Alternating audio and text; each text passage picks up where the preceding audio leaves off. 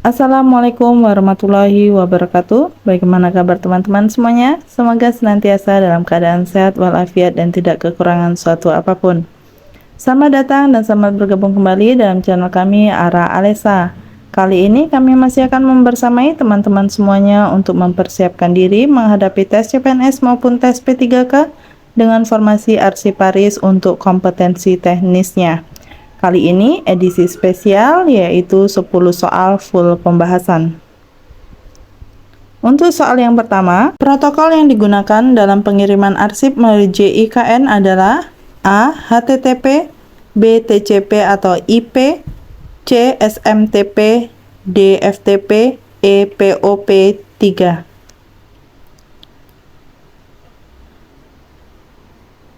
Mari kita lihat untuk pembahasannya. Yang pertama untuk HTTP. HTTP adalah protokol yang digunakan untuk mentransfer data di World Wide Web. B. TCP atau IP adalah protokol yang digunakan untuk mengontrol dan mentransfer data di jaringan komputer, bukan khusus untuk pengiriman arsip melalui JIKN. C. SMTP adalah protokol yang digunakan untuk mengirim email melalui jaringan komputer. Dalam konteks pengiriman arsip melalui JIKN, penggunaan SMTP cukup relevan karena arsip-arsip yang dikirim dalam bentuk email akan dikirim dengan menggunakan protokol SMTP. Poin yang D, FTP adalah protokol yang digunakan khusus untuk mentransfer file antar komputer, bukan untuk pengiriman arsip melalui JIKN. Poin E, POP3 adalah protokol yang digunakan untuk mengambil email dari server. Ini juga bukan untuk mengirim arsip melalui JIKN. Jadi jawaban yang tepat adalah C, SMTP. Berikutnya soal nomor 2. Proses penyusutan arsip dilakukan agar A. Arsip lebih mudah dicari, B. Arsip tidak mudah rusak, C. Arsip dapat diakses dengan online, D. Arsip tidak mudah hilang, E. Arsip menjadi lebih rapi. Mari kita lihat untuk pembahasan mulai dari poin A, yaitu arsip lebih mudah dicari merupakan manfaat dari proses pengindeksaan dan penyimpanan yang rapi, namun bukan langsung terkait dengan penyusutan arsip. Lalu yang B, arsip tidak mudah rusak. Proses penyusutan arsip dilakukan agar arsip tidak mudah rusak. Penyusutan arsip merupakan salah satu bentuk perlindungan dan pemeliharaan arsip agar tetap dalam kondisi baik dan tidak mengalami kerusakan.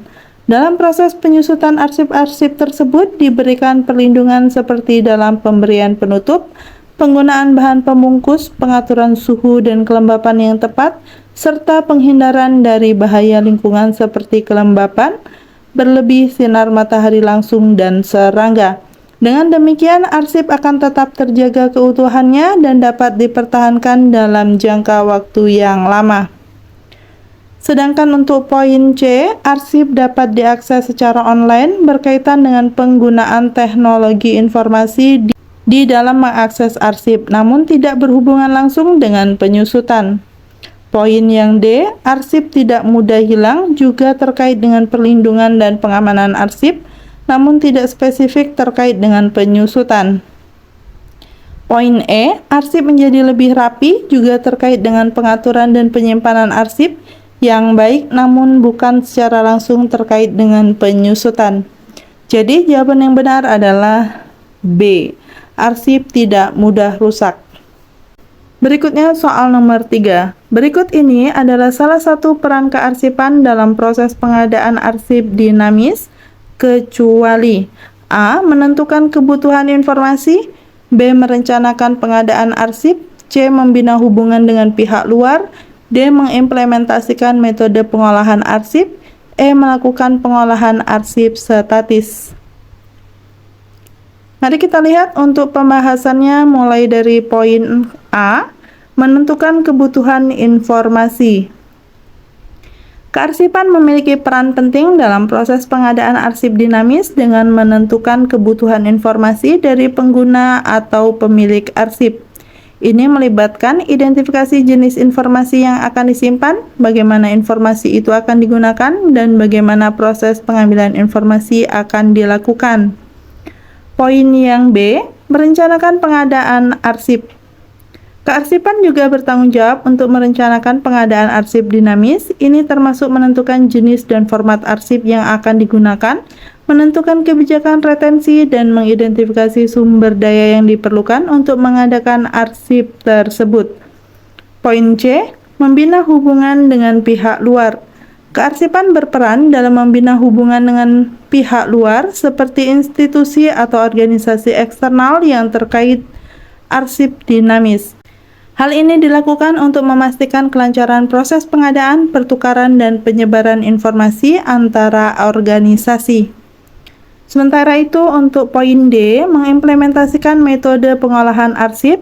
Kearsipan juga bertugas mengimplementasikan metode pengolahan arsip yang meliputi proses penyimpanan, penyortiran, pemeliharaan, dan pemulihan arsip dinamis. Metode ini membantu dalam mengelola arsip secara efisien dan memastikan keberlanjutan informasi. Untuk poin E, melakukan pengolahan arsip statis. Pengolahan arsip statis tidak terkait dengan proses pengadaan arsip dinamis. Pengolahan arsip statis merujuk pada proses pengolahan arsip yang tidak berubah atau tidak aktif, seperti dokumen-dokumen sejarah atau dokumen-dokumen yang tidak lagi relevan secara operasional. Jadi jawaban yang benar adalah kecuali E, melakukan pengolahan arsip statis. Selanjutnya soal nomor 4. Salah satu metode pengolahan arsip statis yang dapat digunakan adalah A. Microfilming, B. Penghancuran arsip, C. Digitalisasi arsip, D. Peminjaman arsip, E. Pemindaian arsip. Untuk poin A, microfilming merupakan metode pengolahan arsip statis dengan mentransfer arsip fisik menjadi gambar mikrofilm. Proses ini melibatkan pengambilan gambar arsip dengan menggunakan kamera khusus dan menyimpannya pada film mikro yang kemudian dapat disimpan untuk jangka waktu yang lama. Namun, metode ini kurang efisien dalam hal aksesibilitas dan pencarian arsip. Poin B, penghancuran arsip, merupakan tindakan menghancurkan atau memusnahkan arsip. Metode ini digunakan ketika arsip yang sudah tidak memiliki nilai penting atau sudah tidak diperlukan lagi. Namun, tidak masuk akal untuk menggunakan metode ini sebagai metode pengolahan arsip statis karena tujuan dari pengolahan adalah untuk memelihara dan mengamankan arsip. Poin yang C, yaitu digitalisasi arsip, merupakan proses mengkonversi arsip fisik menjadi bentuk digital yang dapat diakses dan dicari dengan mudah melalui komputer atau perangkat elektronik lainnya. Metode ini melibatkan pemindaian atau pengambilan gambar dokumen yang kemudian disimpan dalam format digital seperti PDF atau JPEG. Digitalisasi arsip memiliki banyak manfaat, antara lain efisiensi dalam penyimpanan dan pengelolaan, kemudahan dalam pencarian, dan meningkatkan keamanan dan kehandalan arsip. Untuk poin D, yaitu peminjaman arsip, merupakan kegiatan meminjamkan arsip dari tempat penyimpanan arsip untuk digunakan sementara waktu. Metode ini tidak termasuk pengolahan arsip statis karena arsip dianggap masih aktif dan dapat dipinjam untuk keperluan tertentu. Poin yang E, pemindaian arsip, merupakan proses mengambil arsip atau memindai arsip fisik menjadi format digital. Metode ini merupakan bagian dari digitalisasi arsip dan digunakan untuk mengubah arsip fisik menjadi bentuk digital yang dapat diakses dan dicari melalui komputer atau perangkat elektronik lainnya. Pemindaian arsip dapat dilakukan dengan menggunakan scanner atau alat pemindai arsip lainnya. Jawaban yang benar adalah C. Digitalisasi arsip, karena metode ini merupakan cara yang paling efektif untuk mengolah arsip secara elektronik, memudahkan akses dan mengurangi risiko kerusakan fisik. Jadi jawabannya adalah C. Berikutnya soal nomor 5. Sistem preservasi arsip yang umum digunakan adalah A. Metode penyalinan, B. Pengkodean arsip, C. Pengendekan arsip, D. Metode penyimpanan ganda, E. Pengaturan suhu dan kelembapan. Mari kita lihat pembahasannya. Untuk poin A, yaitu metode penyalinan. Metode penyalinan adalah teknik untuk menggandakan arsip fisik agar memiliki salinan cadangan, namun metode ini tidak mencakup langkah-langkah untuk menjaga kondisi dan perlindungan arsip dari kerusakan atau degradasi. Poin B, yaitu pengkodean arsip. Pengkodean arsip merujuk pada proses memberikan kode unik pada setiap arsip untuk mengidentifikasinya dengan mudah. Meskipun pengkodean arsip bisa membantu dalam mengatur dan mengakses arsip, ini tidak secara langsung berhubungan dengan preservasi arsip. Poin yang ke-C, yaitu pengindekan arsip. Pengindeksan arsip melibatkan mencatat dan menyusun informasi meta tentang arsip seperti nama, tanggal, atau konten. Ini membantu dalam mencari dan mengakses arsip dengan lebih efisien, tetapi tidak secara langsung terkait dengan preservasi arsip. Poin D, metode penyimpanan ganda. Metode penyimpanan ganda melibatkan membuat salinan arsip fisik dan menyimpannya di lokasi yang terpisah.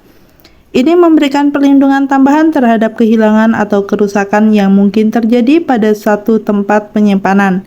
Namun, ini juga tidak menjamin perlindungan terhadap faktor lain seperti suhu dan kelembapan. Poin E, pengaturan suhu dan kelembapan. Pengaturan suhu dan kelembapan adalah aspek yang penting dalam sistem preservasi arsip. Sistem preservasi yang baik harus memiliki kontrol suhu dan kelembapan yang tepat untuk menghindari kerusakan fisik dan perubahan perilaku bahan arsip. Suhu dan kelembapan yang tidak terkendali dapat menyebabkan perubahan kimia, pertumbuhan mikroba, atau deformasi fisik yang dapat merusak arsip. Jadi jawaban yang benar adalah E, pengaturan suhu dan kelembaban. Berikutnya soal nomor 6. Salah satu tujuan publikasi arsip melalui JIKN adalah A. Mempermudah akses informasi arsip, B. Mengurangi penggunaan kertas dalam publikasi, C. Menghemat biaya pengiriman arsip, D. Meningkatkan keamanan arsip, E. Memperluas jangkauan publikasi arsip. Untuk poin A, mempermudah akses informasi arsip. Salah satu tujuan publikasi arsip melalui JIKN, Jaringan Informasi Kearsipan Nasional, adalah untuk mempermudah akses informasi arsip. Dengan menggunakan JIKN, arsip dapat diakses dengan secara elektronik sehingga memudahkan pencarian dan pemanfaatan informasi yang terdapat dalam arsip. Publikasi melalui JIKN juga dapat meningkatkan transparansi dan akuntabilitas pemerintah dalam menyediakan akses informasi kepada masyarakat. Untuk poin B, mengurangi penggunaan kertas dalam publikasi. Meskipun JIKN dapat membantu mengurangi penggunaan kertas dalam publikasi, namun ini bukan merupakan tujuan utama dari publikasi arsip melalui JIKN. Tujuan utama JIKN adalah mempermudah akses informasi arsip, sedangkan pengurangan penggunaan kertas merupakan efek samping dari penggunaan JIKN. Poin C, menghemat biaya pengiriman arsip. JIKN juga dapat membantu menghemat biaya pengiriman arsip, karena arsip dapat diakses secara elektronik tanpa perlu mengirimkan salinan fisik arsip. Namun, ini juga bukan tujuan utama dari publikasi arsip melalui JIKN. Tujuan utama adalah mempermudah akses informasi arsip, sedangkan penghematan biaya pengiriman arsip adalah efek samping dari penggunaan JIKN. Poin D, meningkatkan keamanan arsip. Publikasi arsip melalui JIKN dapat meningkatkan keamanan arsip karena akses terhadap arsip dapat dikontrol dan dilindungi dengan menggunakan sistem keamanan dan otoritas. Namun, ini bukan tujuan utama dari publikasi arsip melalui JIKN. Tujuan utamanya adalah mempermudah akses informasi arsip. Poin E, memperluas jangkauan publikasi arsip. Salah satu tujuan publikasi arsip melalui JIKN adalah memperluas jangkauan publikasi arsip. Dengan menggunakan JIKN, arsip dapat diakses oleh lebih banyak orang di berbagai lokasi tanpa batasan geografis. Ini dapat meningkatkan aksesibilitas informasi dan penyebaran pengetahuan melalui publikasi arsip. Namun, tujuan utama tetaplah mempermudah akses informasi arsip.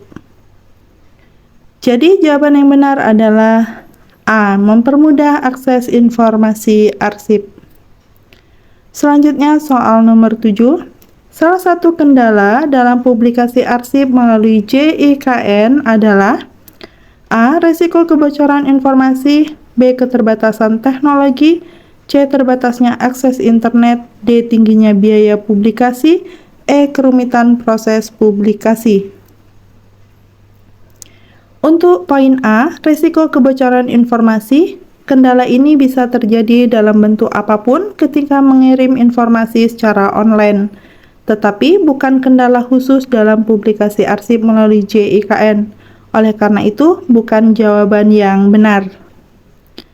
B. Keterbatasan teknologi. Jawaban ini adalah pilihan yang paling benar karena kendala ini terjadi ketika teknologi yang tersedia tidak cukup maju atau tidak mendukung publikasi arsip yang efisien melalui JIKN.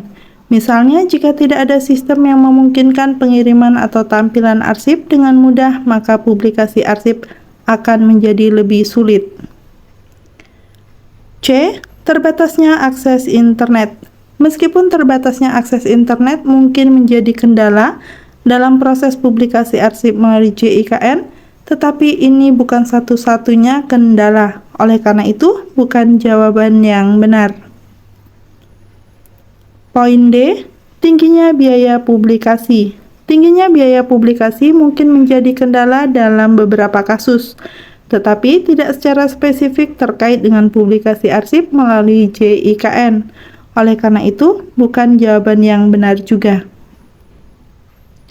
Poin E, kerumitan proses publikasi. Ini mungkin menjadi kendala, tetapi tidak menjawab secara spesifik tentang kendala apa yang terjadi.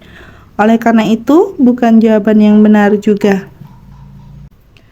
Jawaban yang benar adalah B. Keterbatasan teknologi. Berikutnya soal nomor 8. Tujuan dari autentifikasi arsip adalah A. Menjaga keaslian arsip, B. Meningkatkan kualitas arsip, C. Mengamankan arsip dari serangan virus, D. Mencegah hilangnya arsip, E. Melindungi arsip dari kebakaran. Mari kita lihat untuk pembahasannya. Tujuan dari autentifikasi arsip adalah untuk menjaga keaslian arsip. Autentifikasi arsip merupakan proses untuk memastikan bahwa arsip tersebut adalah benar-benar asli dan belum mengalami perubahan atau manipulasi yang tidak sah. Melalui autentikasi arsip akan diberikan tanda atau identifikasi yang unik seperti tanda tangan digital atau kode autentikasi sehingga dapat dipastikan bahwa isi dan keaslian arsip tetap terjaga. Untuk poin B, meningkatkan kualitas arsip bukanlah tujuan utama dari autentifikasi arsip. Meskipun autentikasi dapat berkontribusi pada peningkatan kualitas arsip dengan memastikan keaslian dan integritasnya, namun tujuan utama dari autentikasi adalah menjaga keaslian arsip. Poin C yaitu mengamankan arsip dari serangan virus, dan poin D mencegah hilangnya arsip, serta E melindungi arsip dari kebakaran bukan juga tujuan yang spesifik dari autentikasi arsip. Meskipun autentikasi dapat menjadi bagian dari langkah-langkah keamanan untuk melindungi arsip, namun tujuan utama dari autentikasi adalah untuk menjaga keaslian arsip tersebut. Jadi jawaban yang benar adalah A. Menjaga keaslian arsip. Berikutnya soal nomor 9. Salah satu tanggung jawab pengawasan kearsipan adalah A. Melakukan pemeliharaan arsip secara rutin, B. Melakukan pelaporan kearsipan secara berkala, C. Melakukan perbaikan pada arsip yang rusak, D. Mengatur jadwal penyerahan arsip ke pihak luar, E. Menentukan metode pengolahan arsip. Tanggung jawab pengawasan kearsipan adalah memastikan bahwa kearsipan diatur dan dikelola dengan baik. Salah satu tanggung jawab pengawasan kearsipan adalah melakukan pelaporan kearsipan secara berkala. Pelaporan kearsipan ini dapat berupa laporan tentang kondisi arsip, laporan tentang aktivitas kearsipan, atau laporan tentang pencapaian tujuan pengelolaan arsip. Untuk poin A, melakukan pemeliharaan arsip secara rutin adalah tanggung jawab petugas kearsipan yang bertanggung jawab langsung dalam melakukan pemeliharaan arsip secara rutin, seperti membersihkan, merapikan, dan menjaga kondisi fisik arsip. Untuk poin C, melakukan perbaikan pada arsip yang rusak adalah tanggung jawab petugas pemeliharaan arsip untuk melakukan perbaikan atau restorasi pada arsip yang rusak. Poin D, mengatur jadwal penyerahan arsip ke pihak luar adalah tanggung jawab petugas arsip yang mengatur jadwal penyerahan arsip kepada pihak luar, seperti arsip yang diserahkan ke arsip nasional atau arsip yang dihibahkan kepada pihak lain. Poin E, menentukan metode pengolahan arsip adalah tanggung jawab pengelola kearsipan atau petugas kearsipan untuk memilih dan menerapkan metode pengolahan arsip yang sesuai dengan kebutuhan organisasi. Metode pengolahan arsip ini meliputi proses pengindeksan, penjelasan, pengklasifikasian, dan pengaturan serta penyimpanan arsip. Jadi jawaban yang benar adalah B, melakukan pelaporan kearsipan secara berkala. Selanjutnya soal nomor 10, salah satu metode perlindungan dan penyelamatan arsip adalah A. Backup data secara berkala, B. Pengemasan arsip, C. Penjagaan arsip dengan keamanan fisik, D. Enskripsi data arsip, E. Penempatan arsip di gedung arsip. Mari kita lihat untuk pembahasannya, yaitu metode perlindungan dan penyelamatan arsip. Yang dimaksud adalah langkah-langkah yang dapat diambil untuk melindungi atau memastikan keberlanjutan data arsip. Backup data secara berkala adalah salah satu metode yang penting untuk melindungi data arsip dari kerusakan atau hilang. Backup data berarti membuat salinan data arsip yang ada dan menyimpannya secara terpisah, sehingga jika terjadi kerusakan pada data utama dapat dipulihkan dari salinan yang ada.